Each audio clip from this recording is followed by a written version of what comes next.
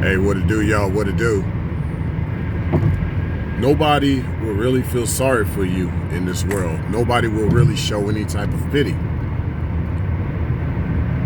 The only people that really have sympathy for you, the only people that really have compassion for you are literally those who have been in your shoes, or they want to be in your shoes, or they put themselves in your shoes. But for the most part, keep dreaming. You can forget about it. As far as most people in this world having compassion for you, that's because with mankind, it's no longer kind, right? So it doesn't intertwine itself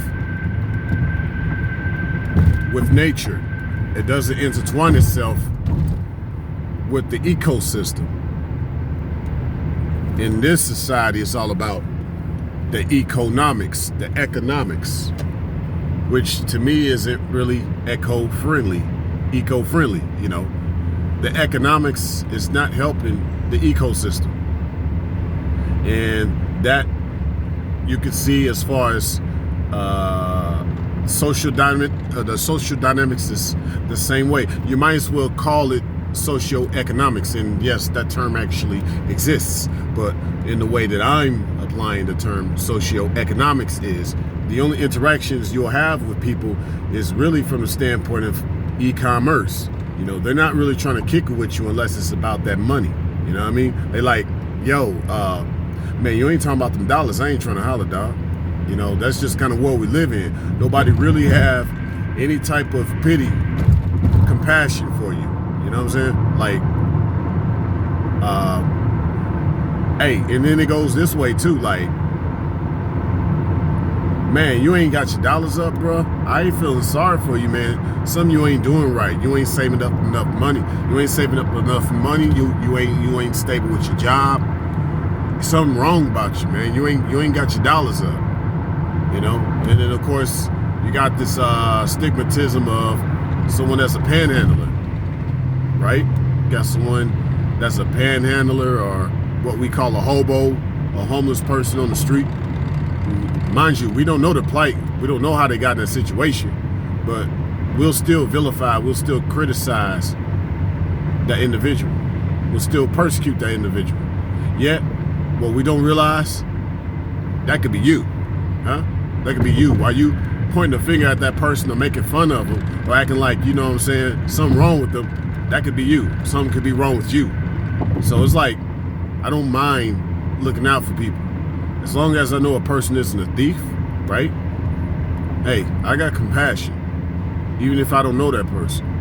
But a lot of people don't think like yours truly. I get it, right? So with that said, it goes back to what I said. Most people in this world will not feel sorry for you. Just get around people that do feel sorry for you, per se, that do have pity for you, that care about you, that have compassion for you. You want to be around these people, because even if, let's say, you know, you got this cliche, in order for you to be better, you got to be around people that are better than you. Okay, in context of what I'm saying, the people that are better than you are helping you to get better, right? Why are you going to be around people who are going to be stuffed up, you know, got their nose up, got their nose turned up, and they arrogant, and they ain't really looking out for you until you've arrived, basically. You know what I'm saying? You got to get like me, but I ain't going to help you get like me. I don't feel sorry for you. You got to get on your own, you know, and that's the kind of world we live in. We live in a very selfish, egotistic type of world where nobody's really looking out for each other like that, you know?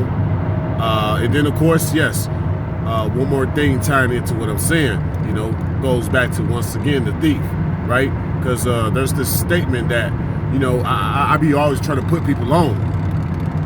Of course, I would add, you could put people on and then they put you out, meaning like you help them get on their feet. And then after you help them get on their feet, they throw you under the bus.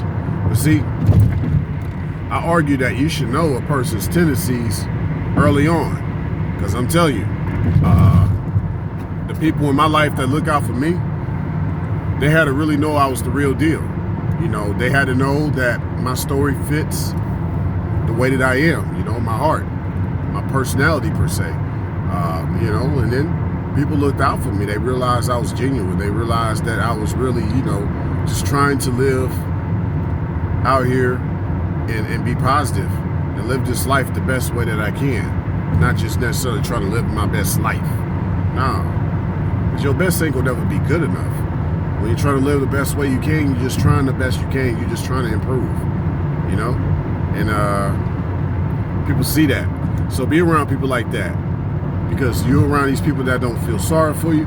They're going to expect you to be on your A game all the time. They're going to expect you to be your best version of yourself all the time. Some days I ain't my best. Now what? I guess I ain't your homie then? Huh? I guess we can't kick it. I ain't my best self right now. See, that's the type of world we live in. You don't want to get around people like that. You want to get around people who've had similar struggles as you've had. Yes, they've overcome those struggles and those sufferings, but you know what? They can still relate to it, and they're there to help you. If they can do it, you can do it, and they're there to help you. They're there to inspire you. But you might find somebody that's you could say it's like your comrade. You know what I'm saying? They're in the trenches with you. They're in your shoes too. They're suffering with you. These are really the ones that you can say, "Yo, I shed blood with," and you want to be around people that feel your pain. You feel their pain. Y'all just there for each other. Y'all just there for each other.